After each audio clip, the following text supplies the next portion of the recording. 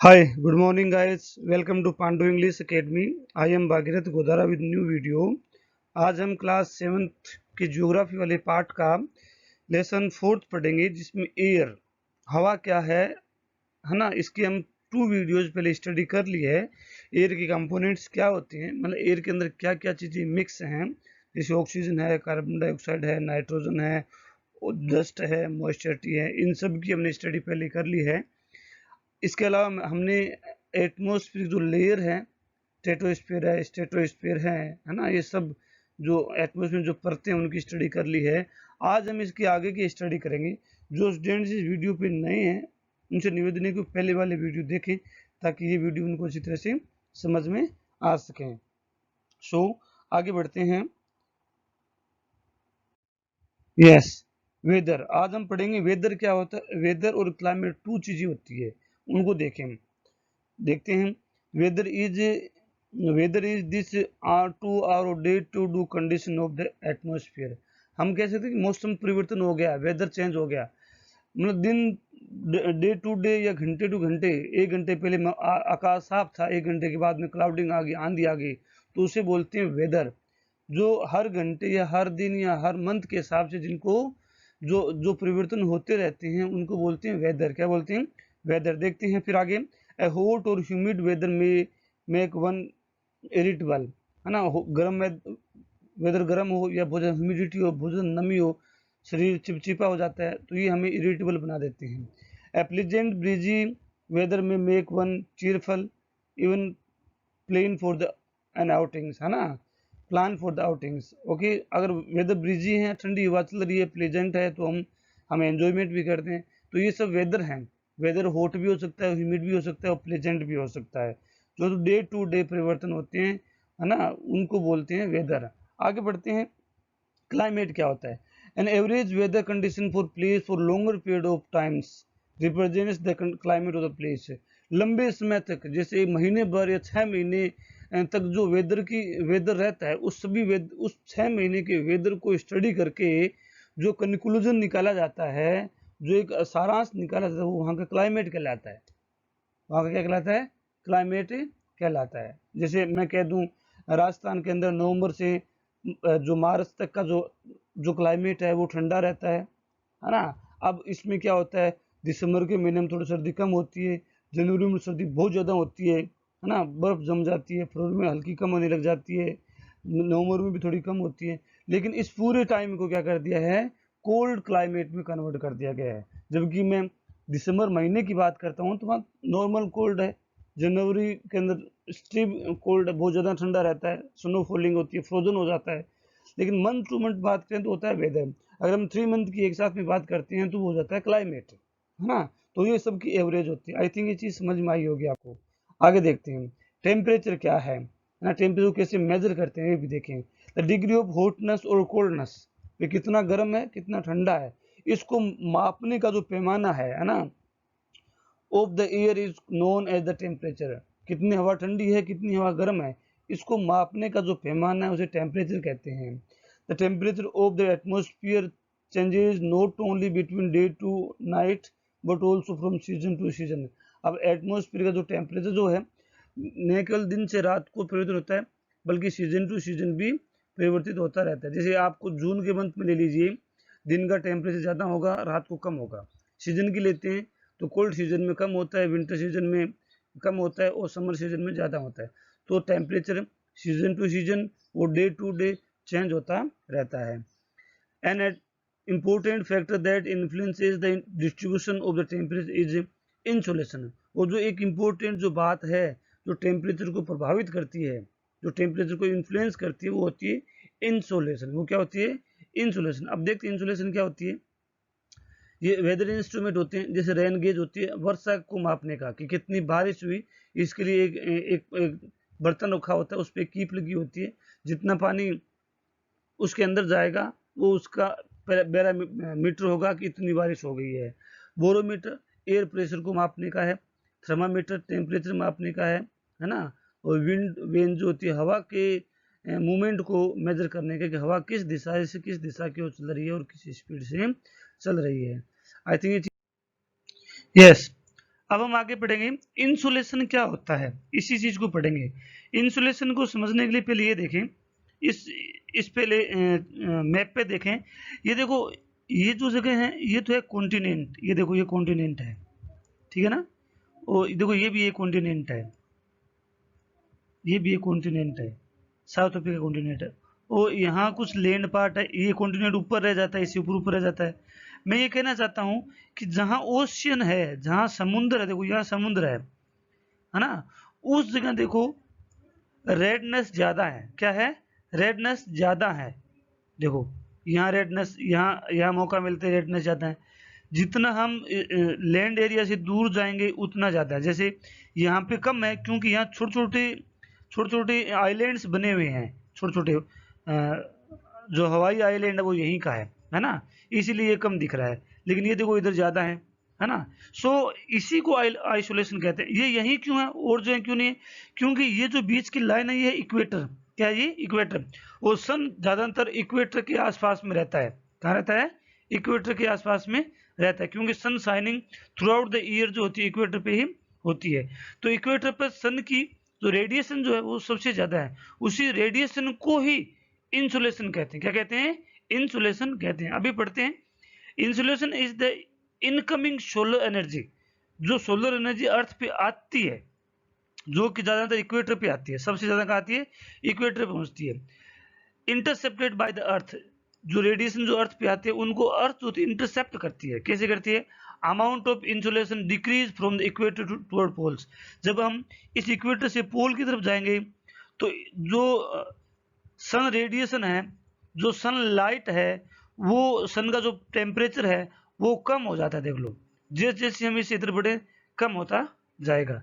तो इंसुलेशन सबसे ज्यादा इक्वेटर पर रहता है, और उस पार्ट में ज्यादा रहता है जहां ओशियन है, जहां समुद्र है, जहां महासागर बने हुए हैं। लैंड एरिया में फिर भी कम होता है। क्यों रहता है? क्योंकि लैंड एरिया के अंदर ग्रीनरी होती है ना, और भी बहुत ज्यादा डिस्टर्बेंस होती है। तो जबकि ओशियन के अंदर ऐसा कुछ नहीं होता, वहां तो वाटर का वेपरेशन ज्यादा होता है और वाटर का जो लेवल है वो बढ़ जाता है, तो इसीलिए वहां ऐसा होता है। आगे देखते हैं। आई थिंक ये आपको समझ में आया होगा। आगे देखते हैं। एयर प्रेशर क्या होता है, इसको हम पढ़ेंगे। Air pressure is defined as the pressure exert by weight of air on earth surface. मतलब अर्थ के किसी एक पॉइंट पर हवा का कितना जोर है उसे एयर प्रेशर कहते हैं। अब हम इस लेसन में दो चीज पढ़ रहे हैं, एयर प्रेशर और टेम्परेचर। एयर प्रेशर और टेम्परेचर दोनों एक दूसरे के अपोजिट हैं, दोनों एक दूसरे के अपोजिट हैं। जब एयर प्रेशर ज्यादा होगा तो टेम्परेचर कम होगा, है ना। जब एयर प्रेशर कम होगा तो टेम्परेचर ज्यादा होगा। आप इसे प्रैक्टिकली समझें। राजस्थान के पश्चिमी जिले जैसे बीकानेर, जोधपुर, जैसलमेर, बाड़मेर, जो ये जिले हैं, जालोर, सिरोही, ये जो जिले हैं, इनके अंदर जून के महीने के अंदर टेम्परेचर ज्यादा रहता है। करेक्ट? क्या रहता है? तो जब टेम्परेचर ज्यादा है तो एयर प्रेशर कम होगा, इसीलिए इन महीनों के अंदर यहाँ आंधियां आती है। हवा हमेशा हाई टेम्परेचर से लो टेम्परेचर की तरफ चलती है। हवा हमेशा हाई एयर प्रेशर से लो एयर प्रेशर की तरफ, मैंने पहले गलत बता दिया, सुन ले दोबारा। हवा हमेशा हाई एयर प्रेशर से लो एयर प्रेशर की तरफ चलती है। मतलब जब हमारे यहाँ टेम्परेचर ज्यादा होगा तो हमारे यहाँ एयर प्रेशर कम होगा। जब एयर प्रेशर कम होगा तो यहाँ आंधियां आएगी। अब बात कर ले दिसंबर के मंथ की। इसी राजस्थान के स्टेट में दिसंबर, नवंबर, इन महीनों के अंदर बिल्कुल भी हवा नहीं चलती है, क्योंकि हमारे यहाँ टेम्परेचर कम है तो एयर प्रेशर ज्यादा है। इसका मतलब हवाएं यहाँ से बाहर जा रही है, कहीं दूसरी जगह आंधी तूफान आ रहा है। कहीं दूसरी जगह आंधी तूफान कहाँ आ रहा है? वो इक्वेटर पे आएगा। कहाँ आएगा? इक्वेटर पर आएगा, क्योंकि इक्वेटर और साउदर्न हेमिस्फीयर के उस समय क्या होता है, टेम्परेचर ज्यादा होता है, तो आंधियां वहां जाएगी, हवाएं वहां की तरफ मूव करेगी। तो इस चीज को समझें। इसके अलावा जैसे मैं कह दूं, मार्च और सितंबर के महीने के अंदर अचानक तूफान आ जाता है, अचानक बड़ा तूफान आ जाता है, क्योंकि मार्च और सितंबर के महीने के अंदर हमारे यहाँ जो टेम्परेचर जो होता है वो अनस्टेबल होता है, क्योंकि सन उस समय कहाँ होता है? इक्वेटर पे होता है ना। तो इक्वेटर पे होता है तो हमारे यहाँ तक सन की जो टेम्परेचर है वो कभी अचानक बढ़ जाता है, कभी अचानक घट जाता है। तो आंधी यहाँ आती ही रहती है, वो सडनली आती है, कंटिन्यू नहीं चलती। जबकि मई जून के महीने में लगातार 10 दिन, 15 दिन, 20 दिन आंधी तूफान चलते हैं, क्योंकि यहाँ लगातार उन दिनों में लगातार टेम्परेचर हाई रहता है। तो जब लगातार टेम्परेचर हाई रहे तो लगातार आंधी आएगी। अब देखते हैं कि जैसे सूर्य अस्त होता है आंधी बंद हो जाती है। ऐसा क्या जादू है? वो ये जादू वही तो है। जैसे सूर्यास्त होगा तो टेम्परेचर कम हो जाएगा, जब टेम्परेचर कम होगा तो एयर प्रेशर बढ़ जाएगा, तो आंधियां बंद होने लग जाएगी। ऐसा देखने को मिलता है। जैसे सूर्य उदय होता है 9-10 बजे आंधी चल जाती है। ऐसा क्या है? तो वो यही तो है कि जब सूर्य उदय होगा टेम्परेचर बढ़ेगा तो एयर प्रेशर कम होगा, तो बाहर की हवाएं यहाँ भाग करके आएगी। सो इस तरह से रोटेशन चलता है। तो देखते हैं हम आज, air pressure is defined as the pressure exerted on by the weight of the air on the earth's surface. As we come up, as we go up the layer of the atmosphere, the pressure falls rapidly. जब हम ऊपर की तरफ जाते हैं, जब ऊपर जाएंगे हम, तो एयर प्रेशर हमेशा कम होता है। क्या होता है? कम होता है। एयर प्रेशर अर्थ के नियर सबसे ज्यादा होता है। जैसे जैसे हम ऊपर जाएंगे एयर प्रेशर कम होता जाएगा, है ना। Vertically air pressure is air pressure is highest at the sea level and decrease with height, है ना। सी लेवल पर एयर प्रेशर ज्यादा होता है लेकिन हाइट के साथ में डिक्रीज होता है हॉरिजॉन्टली। ऐसे ऐसे अगर मैं बात करता हूं तो distribution of air pressure is influenced by the temperature of the air at the given place. तो वर्टिकली टेम्परेचर, एयर प्रेशर जो है वो टेम्परेचर से प्रभावित रहता है। मैंने बताया था कि जब टेम्परेचर ज्यादा होगा तो एयर प्रेशर कम होगा। आगे देखते हैं। अब इधर मैंने टेम्परेचर की स्टडी करवाई है, तो दोनों एक दूसरे के अपोजिट है, वाइस वर्सा है। देख लें आप, जब ये हाई है तो ये लो है, एक दूसरे के अपोजिट रहेंगे। यही ज्योग्राफी का कंसेप्ट है। इस बात को अगर आप समझते हो तो आपको ज्योग्राफी पूरी समझ में आ जाएगी। ज्योग्राफी में आंधी तूफान बारिश के होने की रीजन यही होते हैं। Temperature and air pressure are just opposite to each other, मैंने अभी बताया था, एक दूसरे के अपोजिट है। High air pressure is associate with the clear and sunny sky. देखो, हाई एयर प्रेशर का मतलब लो टेम्परेचर, लो टेम्परेचर। तो टेम्परेचर लो देख लो आप, हमारे नवंबर, अक्टूबर, दिसंबर, जनवरी के महीने के अंदर जब मोस्ट धुंध नहीं आती है तो आसमान साफ रहता है, बादल बहुत कम होते हैं क्योंकि टेम्परेचर कम होता है। कभी कभी बादल आ जाते हैं क्योंकि अचानक गर्मी बढ़ती है, हाँ वो 2-3 दिन का ही टाइम होता है, फिर वापस कम हो जाती है। Low air pressure is associate with the cloudy sky and wet weathers. Low air pressure means high temperature, जो टेम्परेचर हाई होगा। जब भी बारिश का मौसम, बारिश होने लगती है उसके 3 दिन पहले की आप स्टडी करें, टेम्परेचर बहुत ज्यादा हाई मिलेगा आपको। उन 3 दिन की स्टडी करेंगे, टेम्परेचर आपको हाई मिलेगा। जब टेम्परेचर हाई है तो एयर प्रेशर कम है। एयर प्रेशर कम है तो बाहर से हवाएं दौड़ेगी तो साथ में बादल भी आएंगे, और बादल आएंगे तो बारिश हो जाएगी। तो अगर लो एयर प्रेशर है तो बारिश का मौसम बनेगा, मौसम में नमी आएगी। अगर लो हाई एयर प्रेशर है तो बादल आकाश क्या होगा? साफ होगा। Air the air always move high air pressure to area to low air pressure. ये बात इंपॉर्टेंट है, हवा हमेशा हाई एयर प्रेशर से लो एयर प्रेशर की तरफ मूव करती है। एयर प्रेशर और टेम्परेचर एक दूसरे के अपोजिट हैं। आई थिंक ये चीज आपको समझ में आई होगी। आगे और बढ़ते हैं, अब और देख लें। अब मून का एयर प्रेशर क्या है? On the moon there is no air, hence no air pressure. जब मून पे हवा ही नहीं है तो एयर प्रेशर भी नहीं है ना। थोड़ा मैं पहले इसको इरेज करता हूं, थोड़ा आपको कंफ्यूज कर रहा होगा।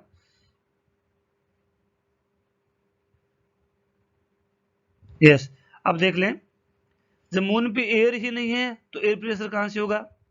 एयर प्रेशर नहीं तो टेम्परेचर मेंटेन नहीं होगा। Astronaut have to wear special protective space suit filled with air when they go to moon. उनको इस तरह का सूट पहनना पड़ता है क्योंकि इसमें हवा भरी हुई होती है, तब ये तो धरातल पर जमे पे, अदरवाइज उड़ने लग जाते हैं। If they did not wear these space suit, the counter air exert by the body of the astronaut would make the blood vessel out. क्योंकि बाहर एयर प्रेशर नहीं है और बॉडी के अंदर एयर प्रेशर ज्यादा है, तो क्या करेगा? आपका ब्लड जो है वो बाहर आ जाएगा, नोज से आपके ब्लड आने लगेगा। जब आप पहाड़ चढ़ते हैं, पर्वत पर चढ़ाई करते हैं, तो ऐसा होता है। यदि आदमी प्रॉपरली मेंटेन्ड नहीं है तो उसके नाक से खून आने लग जाता है, क्योंकि बॉडी के अंदर का प्रेशर ज्यादा है, बीपी ज्यादा है अंदर में, है ना, और बाहर एयर प्रेशर उतना है नहीं तो मेंटेन नहीं हो पा रहा है, तो इसलिए ऐसा हो जाता है। हमारी बॉडी और एयर के साथ में हमेशा हमें मेंटेन रखना पड़ता है। एस्ट्रोनॉट वुड ब्लीड, और अगर वो एस्ट्रोनॉट सूट नहीं पहन के रखेगा, स्पेस सूट नहीं पहन के रखेगा, तो उसकी ब्लीडिंग होने लग जाएगी। आगे देखते हैं। मेजरमेंट, इनको मापते कैसे हैं देखते हैं। टेम्परेचर कैसे मापते हैं, that standard unit of measuring temperature is degree Celsius. जो डिग्री सेल्सियस होती है वो टेम्परेचर को मापने का स्टैंडर्ड है। स्टैंडर्ड इसलिए क्योंकि ये नॉर्मली माप लेता है, 1 से लेकर के 100 तक मेजर कर लेता है। अब ये ज़्यादा माइनस में नहीं कर पाता है, बहुत ज़्यादा माइनस में, नॉर्मली माइनस को मेजर कर लेता है, लेकिन इसीलिए कुछ और मेथड अपनाए गए हैं। जैसे it was invented by Anders Celsius, on the Celsius scale water freeze 0 degree Celsius and boils at 100 degree Celsius. अब एक देखते हैं एयर को कैसे मापते हैं। Atmospheric pressure is commonly measured with the barometer. मैंने आपको बताया था कि स्केल के अंदर लड़की लिए बैठी थी बोरोमीटर, वो एयर प्रेशर को मेजर करने का काम करता है barometer. In a barometer column of mercury is in a glass tube rises और fall as weight of the atmosphere changes. जैसे एटमॉस्फेयर में एयर प्रेशर का वेट बढ़ता है घटता है, तो एक ग्लास में मरकरी भरी होती है, वो ऊपर नीचे हो जाती है, तो ऊपर होती है नीचे होती है, तो वो एयर प्रेशर को इंगित करती है, डोनेट करती है। आई थिंक ये आपको समझ में आई होगी। आगे बढ़ते हैं। विंड, हवा क्या है। The movement of air from high pressure area to low pressure area is called wind. मैंने बताया था। A wind is named after the direction from which it blow. Is it the wind blow from west is known westerly, है ना। हवा का नाम, है ना, हवा कौन सी हवा बह रही है उसका नामकरण जिस तरफ से हवा आती है उसी को क्या, उसी को उसको नाम दे देते हैं, है ना। जैसे बोलते हैं पूर्वीय चल रही है, तो पूर्वीय का मतलब पूर्व से जो हवा आती है उसको पूर्वी बोलते हैं, है ना। और पश्चिम से जो आती है उसको पश्चिमी बोलते हैं, तो ये वेस्टर्न बोलते हैं।